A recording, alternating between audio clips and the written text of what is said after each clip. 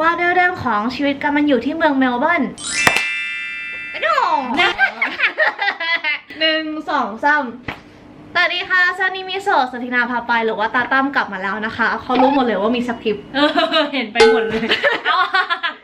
ก็วันนี้นะคะตั้มไม่ได้พาเพื่อนๆทุกคนไปถ่ายรูปแบบว่าไปพูดคุยกันเรื่องฟิล์มนะแต่ว่าวันนี้เราจะมาพูดคุยถึงเรื่องชีวิตการมันอยู่ที่เมืองเมลเบิร์นนะคะว่าทำงานยากไหมหางานยากหรือเปล่าเรียนอะไรได้บ้างเมืองน่าอยู่ไหมเมืองน่าเที่ยวไหมประมาณนี้เนาะซึ่งที่จริงอ่ะก่อนที่ตั้มจะทำคลิปนี้กับเพื่อนอ่ะตั้มลองพูดคนเดียวแหละแล้วพูดไม่รู้เรื่อง ถ้าคิดว่า ก็เลยมีเพื่อนมาด้วยนะคะซึ่งเพื่อนคนนี้มีประสบการณ์ในประเทศออสเตรเลียเยอะมากกว่าตั้มอีกทั้งที่ตั้มอยู่มานานมากกว่านะก็แนะนำตัวเลยค่ะได้เยอะก็สวัสดีค่ะชื่อออนอินนะคะก็มาอยู่ออสเตรเลียก็ประมาณเกือบปีหนึ่งแล้วก็เดี๋ยวค่อยว่ากันอีกทีว่ารายละเอียดเป็นไงก็ต้องติดตามชมทั้งคลิปนะคะโอ้โหมาก็เรามาพูดคุยกันถึงเรื่องเราเข้าประเทศนี้มาด้วยได้ยังไงละกันเนาะทางเรือค่ะเราเข้าทางตู้คอนเทนเนอร์คือเรามาแล้วเรามาไร้สาระถูกไหมเราขอโทษตั้มโอเคต่อค่ะจุดใช่ไม่เรากำลังพูดถึงเรื่องวีซ่าว่ามาด้วยวีซ่าอะไรนะคะก็อย่างตั้มมาด้วย student visa เนาะก็ตั้มมีจุดประสงค์หลักๆมาเพื่อเรียนต่อปโทนะคะตอนนี้ตั้มก็เรียนอยู่ที่ Monash University นะคะMajor Master of Media and Communication ก็เป็นอารมณ์เชิงนิเทศอะไรประมาณนี้เนาะก็หลักๆแล้วก็ควรที่จะมาเรียน หัวเราะนี่รู้เรื่องเลยก็มาเรียนแหละแต่ก็อยากมาทำงานเก็บเงินด้วยอะไรประมาณนี้นะคะเรามาด้วยวีซ่า Work and Holiday นะคะก็จะเป็นก็ชื่อก็ตามตัวเนาะว่าทำงานแล้วก็ Holiday เราก็จะมาเป็นเหมือนทำงานอย่างเดียวเลยเราก็จะมีสิทธิ์เท่ากับคนออสเลยทำงานได้เต็มที่ทุกอย่างเลยไม่มีลิมิตStudent Visa ที่ตั้มมีเนี่ยจะถูกจำกัดการทำงานอยู่ที่20ชั่วโมงต่อสัปดาห์ระหว่างเทอมแต่ช่วงปิดเทอมเนี่ยก็ทำงานได้รัวๆเลยแต่อย่างของอินเนี่ยก็คือทำได้เต็มที่เลยถ้าแรงกายมีเท่าไหร่ก็ตามนั้นเลยจ้าหนูแต่ว่าเรื่องเรียนก็คือถูกจำกัดการเรียนอยู่ที่ถ้าจำไม่ผิดก็ประมาณ3 เดือนอะไรอย่างงี้ได้แค่นั้นแต่กี่ชั่วโมงอันนี้ไม่แน่ใจต่อสัปดาห์ไม่ลิมิตอะไรเงี้ยใช่ไหมใช่ไม่ได้ลิมิตโอเคแล้วพูดถึงเรื่องเรียนเนี่ยทุกคนที่มาที่เนี่ยเรียนอะไรได้หลายอย่างเลยนะไม่ว่าจะเป็นเรื่องเรียนภาษาเรียนทำอาหารเรียนทำขนมอะไรเงี้ยมีเยอะแยะเต็มไปหมดเลยก็แล้วแต่เพื่อนๆเลยเนาะเรียนปโตคืออะไรจ๊ะปโตจืดใจจ้ะปอตีกับปอโทผสมกันแต่ก็แล้วแต่จุดประสงค์ไงใช่ไหมอย่างของอินอย่างเงี้ยมาทำงานอย่างที่บอกว่าทำอะไรก็ได้กี่ชั่วโมงก็ได้อินทำอะไรมาแล้วบ้างโหประสบการณ์โชคโชนมากอะอินอะโหเยอะมากจริงป่ะคือต้องเมาส์เลยอะพอมาเหยียบที่เนี่ยเคว้งมากบอกเลยว่าหางานยากมากหางานยากมากจริงคือจริงๆอะเอางี้ดีกว่างานที่มันงานอะหาได้นะแต่งานที่ดีแล้วก็จ่ายเงินดีหรือว่าถูกต้องอะมันยากเราขอพูดตรงๆตรงนี้เลยแล้วกันว่ามันยากจริงๆเพราะเราอะก็เหวอเหมือนกันเรามาแบบเพื่อนมาก็มาด้วยจำตัวถึงแล้วก็มาถึงแล้วก็แบบอ้าวไม่ไหนบอกได้เงินเยอะอะไรอย่างเงี้ยก็ช็อกไปนิดนึงเอาจริงป่ะช็อกเลยอ่ะจริงแล้วก็แบบช็อกมากแล้วก็เราก็ใช้เวลานานมากในการหางานใช่เหมือนกัน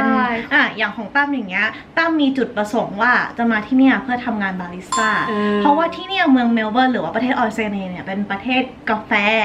ทุกคนก็บอกตั้มว่าเฮ้ยงานบาริสต้าถ้ามีประสบการณ์อ่ะได้อยู่แล้วอะไรอย่างนี้มาถึงที่นี่ปุ๊บ3 4 5 6 เดือนไม่ได้ทันทีตั้มแบบกิฟต์อัพอะตั้มแบบ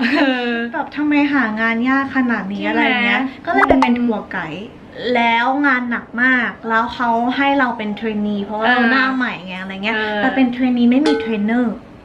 คือแบบเทรนตัวเองเก่งปะล่ะโอ้ระวังคือแบบว่าไปเป็นทัวร์ไกด์แล้วมีคนเดียวแล้วแบบรักษาชีวิต60 กว่าชีวิตแล้วเป็นเทรนนีเขาให้เรา6 เหรียญต่อชั่วโมงแต่เธอขั้นต่ำที่นี่18ไงมันจะได้6มันไม่ถูกต้องปะไม่ถูกต้องแล้วคือแบบตอนนั้นก็แบบพยายามแบบเฮ้ยไม่เป็นไรรอก่อนไม่เป็นไรทำไปก่อนตอนนั้นทำทัวร์เสร็จไปอีกทัวร์หนึ่งประมาณทัวร์ที่5-6แล้วแบบ ไปกินข้าวกับเพื่อนต่อแล้วเพื่อนก็แบบตาตินาเธอออกไหมทำไมอ่ะ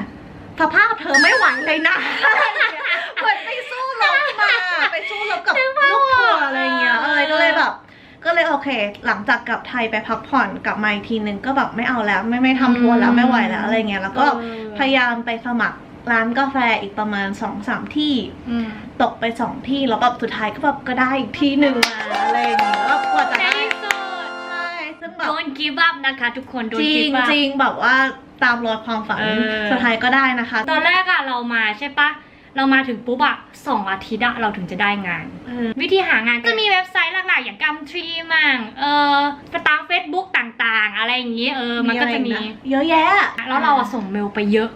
มากจริงคือด้วยใช่คือแบบไม่ใช่เงินนะมันไม่มีลองเรซูเม่คือด้วยความที่ว่าวีซ่าเนี้ยมันไม่ใช่แค่ประเทศไทยมีไงประเทศอื่นก็มีแล้วคือเยอะแยะคู่แข่งเยอะมากแล้วไหนจะคนที่นี่อีกอะไรเงี้ยคือเราก็ต้องแบบเจ๋งในระดับหนึ่งถึงจะได้งานดีๆใช่ปะล่ะถ้าเราอยากทำและอีน่ะตั้งเป้าไว้ว่าอีน่ะอยากทำงานกับต่างชาติจริงๆเพื่อที่จะฝึกภาษาใช่ถูกต้องบังเอิญว่าเราอ่ะได้งานคาเฟ่ครั้งแรกก็เป็นคาเฟ่ออลราวเดอร์แล้วเราเป็นคนที่ไม่กินกาแฟงงเลยเด้คาเฟ่ culture ใช่คาเฟ่ culture คือแบบ rich มากทุกคนต้องเป็นเขาเรียกว่าอะไรอ่ะแบบ multiple tasking อ่ะใช่ต้องมีประมาณ10 มือถูกแล้วก็ประมาณ10 สมองถูกต้องแบบมีเซนส์อะไรอย่างเงี้ยแบบไม่ใช่แค่5 เซนนะ6 เซนไปเลยจ้าคือด้วยความที่ว่าคนกินกาแฟที่เนี่ยหลากหลายมากแล้วมันก็จะมีออเดอร์แปลกๆคนสั่งลาเต้ธรรมดาจะน้อยมากใช่แล้วมาทีจะแบบอุ้ยขอบคุณค่ะคือแค่แบบถ้าเดินมาปุ๊บลาเต้แก้วนึงจบถ้าจะแบบยิ่งกว้างเลยแต่แบบถ้าเป็นแบบว่าสมมติว่าอินเป็นคนรับออเดอร์3/4 skinny latte decaf one equal จะเอาอะไรกันแล้วเราต้องแบบ anything else อะไรอย่างเงี้ยแล้วคือแบบคือพีจริงๆใช่แต่ก็มีความสนุกเนาะใช่มันสนุกมากมันก็โคตรท้าทายเลยเราถึงบอกว่ามันเป็นจุดเปลี่ยนของเราจากการที่มาทำที่นี่เพราะว่าพอเราเคยทำงานที่ไทยอ่ะเราก็จะไม่ชินกับการทำงานแบบนี้เราก็จะช็อกมากแล้วเราเครียดมากเรากดดันมากเอาจริงปะด้วยความที่ว่าเราไม่เคยทำกาแฟใช่เราไม่เคยทำกาแฟเราร้องไห้เพราะว่าบาริสต้าค่ะเพราะทำไม่ได้นั่นเองนะคะเขาด่าฉันก็เลยแบบแล้วคือที่เนี้ยเวลารับออเดอร์อ่ะเขาแบบต้อง greeting ตลอดคือต้องแบบ hi how are you คือต้องทักทายตลอดเวลาเราต้อง eye contact แล้วคือแบบ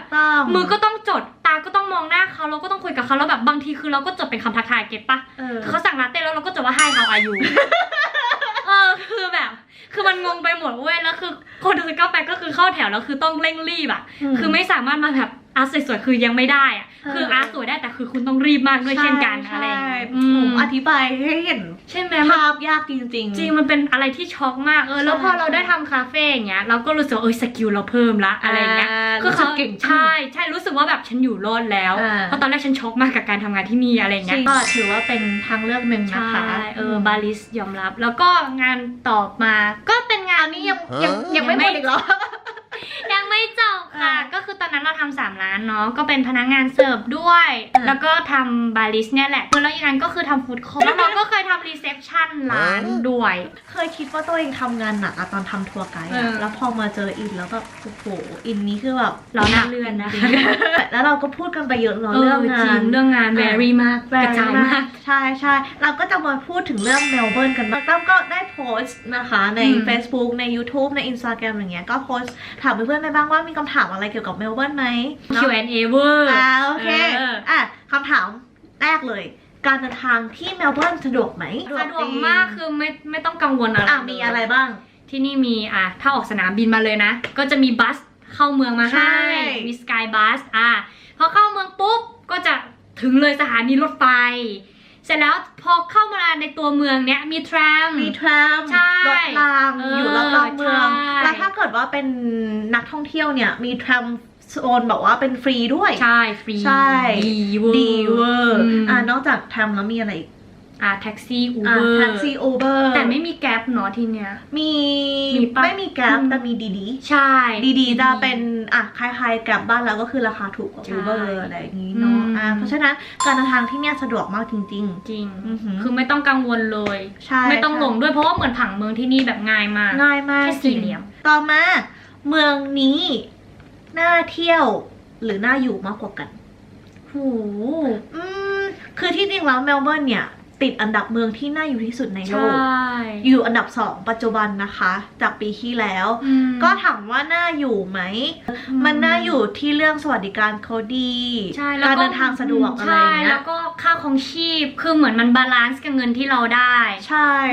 คือทุกอย่างมันถ้าประหยัดเป็นนะเนาะอะไรเงี้ยแต่ถ้าถามว่าน่าอยู่ไหมมันต้องว่ามันแล้วแต่คนชอบถ้าพูดถึงซิดนีย์เงี้ยซิดนีย์มันจะมีความเมืองกว่ามีอะไรให้ทำมากกว่าอากาศดีกว่ามีทะเลแต่เมลเบิร์นเนี่ยมันจะมีความสงบเงียบมากกว่าเหมือนกรุงเทพกับเชียงใหม่มันแล้วแต่คนชอบแต่ถ้าถามว่าน่าเที่ยวไหมแน่นอนน่าเที่ยวใช่มีอะไรฟรีๆเยอะจริงมีแบบว่าดูเพนกวินฟรีอะไรเงี้ยมีการเดินทางรอบๆเมืองฟรีประมาณนี้คือมันสะดวกมากอยากไปเที่ยวก็คือมีรถไฟถึงเลยพอพูดถึงเรื่องเที่ยวแล้วเนี่ยก็มีคนถามเข้ามาว่าถ้าจะมาเที่ยวเนี่ยใช้ค่าใช้จ่ายประมาณเท่าไหร่ที่จริงต้องไปทำรีเสิร์ชมาแล้วนิดนึงก็ที่จริงแล้วถ้าบวกค่าเดินทางบวกค่าตั๋ว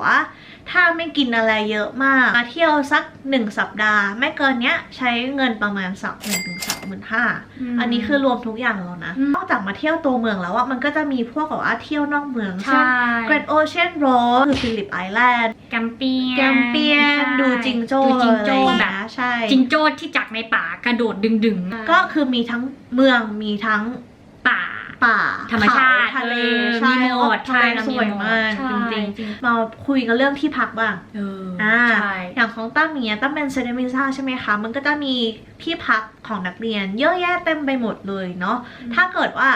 อยากจะแบบมีเพื่อนเป็นนักเรียนเขาก็จะมี common area มีกิจกรรมมันก็จะเหมือนเมืองไทยนะที่จริงก็จะมีแบบหอในหอนอกอย่างเงี้ยแต่ว่าใช่แล้วอย่างของอินก็อย่างของอินคือเรามาด้วยตัวเองเลยแบบเราไม่ได้ผ่านอะไรคือเราต้องคือวีซ่าอินต้องทำอะไรเองหมดเลยดังนั้นอินก็ต้องหาที่พักเองแล้วที่พักในออสเตรเลียที่มันเป็นที่เหมือนทั่วไปอะค่ะก็คือจะเป็นแชร์เฮาส์มีแชร์เฮาส์1 อันหรือว่าการอยู่หอพักอย่างนี้แหละหรือว่าจะเป็นการเซ็นสัญญาบ้านเองก็แล้วแต่ว่าส่วนที่คนใช้เยอะที่สุดและราคาถูกที่สุดก็คือแชร์เฮาส์นะคะแชร์เฮาส์คืออะไรก็คือ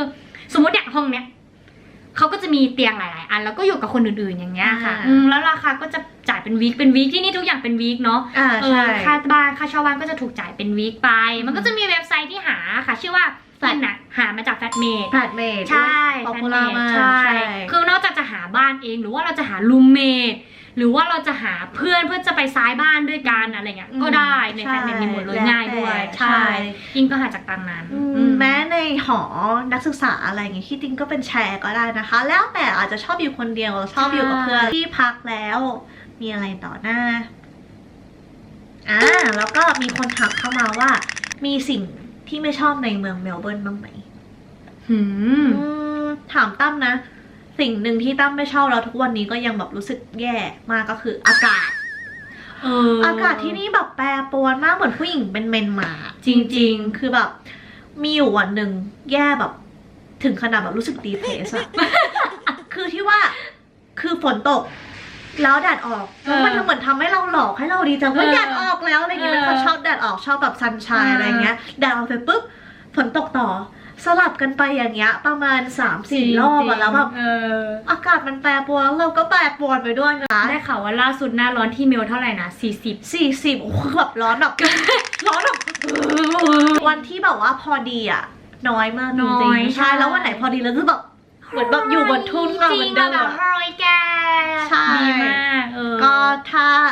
การมันอยู่ที่นี่นะคะ ก็ต้องแบบเช็คอากาศดีๆใช่ อุ้ยเป็นมาตั้งแต่ย้ายมาเมลเบิร์นอะคือเวลาจะออกบ้านทีคือต้องเช็คอากาศก่อน จริง จะได้แต่งตัวถูกคือเวลาไปทีคือเหมือนต้องแบกตู้เสื้อผ้าไปด้วย จริง ก็เผื่อไว้ลองถอด5 นาทีเอาใส่เอาถอดอะไรอย่างเงี้ยจะมาเที่ยวจะมาอยู่ก็ ต้องเตรียมชุดดีๆนะคะในเรื่องของอากาศ วางแผนเตรียมมาให้ทุกฤดูเลย ใช่ อันนี้คือสิ่งที่ไม่ชอบอย่างหนึ่งนะคะ ก็มีของแพงอะมันก็ต้องมีบ้าง ใช่ของแพงจริงยอมรับคือแต่มันก็จะมีซอกบางมุมบางร้านที่แบบว่าอาหารอร่อยอาหารดีอะไรอย่างเงี้ยใช่ก็คือค่าครองชีพสูงก็จริงแต่ถ้าเกิดว่าทำงานเรารู้จักประหยัดอย่างเงี้ยมันก็ใช่นั่นคือสาเหตุว่าทำไมตั้มถึงเลือกทำงานในร้านอาหารร้านคาเฟ่อินก็เหมือนกันป่ะมันประหยัดมันประหยัดแล้วมันแบบบางทีของเหลืออะไรเงี้ยโอ้ยหอบทีกินได้เป็นสัปดาห์เลยจ้าจริงคือมันประหยัดแต่ว่าที่เนี้ยค่ากับข้าวแพงเรารู้สึกมันแพงมากมื้อนึงแพงถ้าทำกับข้าวมันถูกเป็นมากกว่าครึ่งใช่ก็ประมาณนี้เนาะก็เราพูดกันเกือบ1 ชั่วโมงได้นะคะต้นคลิปอาทิตย์เริ่มไปแล้วต้นคลิปคือแบบสว่างนี่แบบเริ่มเป็นแสงเย็นแล้วนะคะในคลิปนี้ก็ตามนี้เนาะถ้าเกิดว่ามีคำถามอะไรเพิ่มเติมก็อย่าปล่อยให้ตั้มเหงาแล้วแบบ no comment กันต่อไปนะคะก็มาคอมเมนต์ใต้คอมเมนต์นี้ได้นะคะก็สตินาพาไปวันนี้ไม่ได้พาไปไหนแต่ว่าพามาตอบคำถามพาไปทั่วออสเลยไงไม่ไหวไม่มีตังเก็บคือจะบอกว่าที่เราทำคลิปน้อยหรือแบบไม่ค่อยโพสต์บ่อยเพราะว่าทำงานแล้วเหนื่อยมากร่างแหลกเดี๋ยวเผื่อคลิปหน้านะคะเดี๋ยวต้องจะทำเป็นบล็อกบาริสต้าแล้วกันเนาะถ้าเกิดว่าน่าสนใจถ้าเกิดว่าร้านไม่ยุ่งมากเกินไปส่วนวันนี้ไปก่อนนะคะขอบคุณมากค่ะบ๊ายบายนี่ค่ะอินเราต้องปิดคลิปนี่ปิดไปปิดไม่ปิดบ๊ายบายขอบคุณครับ